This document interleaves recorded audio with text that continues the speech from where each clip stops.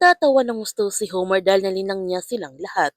Hindi pala totoong baril ang kanyang itinutok kay Olsen. Nalaman naman ni Lieutenant Teresa kung anong klaseng bombang ikinabit ng mga sticking sa buong ospital at inakyat na nga nila ang second floor upang makahanap ng daan sa itaas. Gulong-gulo na nga ang isipan ni Liam kung saan na sila dadaan ngayon at mga ilang sandali dumating na nga sina Lieutenant Teresa sa kanilang kinaroonan. Sinabihan ni Liam si Lieutenant Teresa na reach na ang bomba dito. Hindi na nila magalaw at baka sumabog. Marunong ba silang mag-disarm? Sinabihan ni Lieutenant Teresa si Liam na tutulungan niya ito na ma-disarm ang bomba. Mag-ingat siya sa mga wire na nakakabit sa bomba. Baka matrigger ang fire mechanism at sasabog ang bomba. At dapat kontrolado niya ang kanyang galaw. Kaya dapat pakinggan niya ang lahat ng kanyang sasabihin. Pilitin niyang maging kalmado. At handa na nga si Liam sa kanyang gagawin. Huminga siya ng malalim bago niya dandan binuksan ang bomba. Sinunod niya ang lahat ng sinasabi ni Lieutenant Teresa. Naging kalmado lamang si Liam nung ginalaw niya ang mga wire ng bomba. At hindi na ito bago para kay Liam. Dahil naalala niya kung paano niya nilinis noon ang isang butite na kinakailangan maging maingat upang hindi magalaw ang lason. Dahil sa kasanayan ni Liam, nagtagumpay siya na ma-disarm ang bomba at agad na nga sila bumaba nito. Tinawagan naman ni Mila si Lucas upang ipaalam sa kanila na papasok ng mga pulis sa loob. Ngunit hindi ito sumasagot sa kanyang mga tawag. Kaya nag-alala na nga ng gusto si Mila sa kaligtasan ng kanyang asawa. Sobrang masaya sina Joy at Happy na nakalabas na sila sa ospital. Ang akala nila na doon na sila na mamamatay sa loob. Habang si Liam, babalikan naman niya ang kanyang mga magulang sa loob.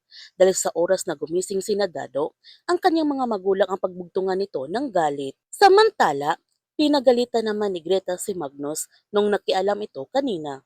Sinabihan ni Magnus ang kanyang asawa na gagawin niya ang lahat para kay Olsen dahil parang anak na ang turing niya kay Olsen. Pero kinu-question ni Greta ang pagmamalasakit ni Magnus kay Olsen dahil para sa kanya ginawa ito ni Magnus kasi mahal pa rin niya si Wendy. At nagtanong siya kay Magnus kung mahal pa ba niya si Wendy. Ang sagot ni Magnus, hindi na ito mahalaga ngayon. Ang sabi ni Wendy, mahalaga yun upang malaman niya ang totoo. Sinabihan ni Magnus si Greta na alam ba niya kung ano ang mahalaga, yung pangako nila sa isa't isa. Pagkatapos nung nangyari kay Ayen, mananatili silang magkasama bilang pamilya. Kahit ano pa ang mangyari, yun ang mahalaga.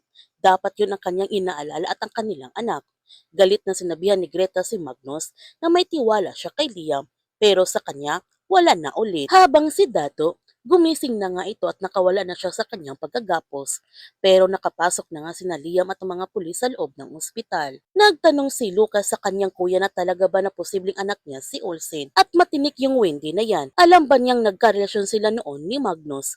Nagulat naman si Homer sa kanyang nalaman at posibleng si Magnus ang dahilan kung bakit umalis noon si Wendy sa resort. Sinabihan ni Lucas ang kanyang kuya na kaya sumama si Wendy sa kanya noon at pang-rebound lamang siya.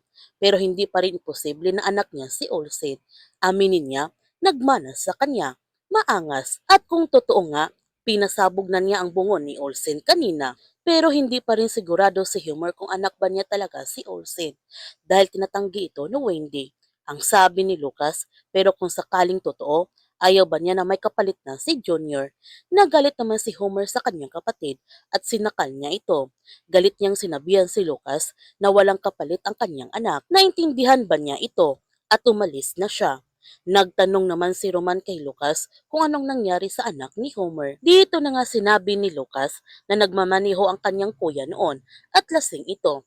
Kasama nito ang kanyang anak at nabunggo ang kanilang sasakyan at hanggang ngayon sinisisi pa rin ng kanyang kuya ang kanyang sarili kung bakit namatay ang kanyang anak. Nagtanong naman si Olsen sa kanyang ina na si Homer ba talaga ang kanyang ama at nakiusap siya sa kanyang ina na sabihin nito sa kanya ang totoo. At dito na nga sinabi ni Wendy kay Olsen ang totoo, na ama niya talaga si Homer at hindi naman niya ito kailangan. Hindi naman makapaniwala si Olsen sa kanyang nalaman na buhay nga pala ang kanyang ama. Sinabihan ni Wendy ang kanyang anak na nakita naman niya kung anong klaseng tao si Homer. Gusto pa rin ba niya nakilalanin ito bilang ama? Matatanggap kaya ni Olsen si Homer na bilang kanyang ama? Yan ang ating abangan sa Roha.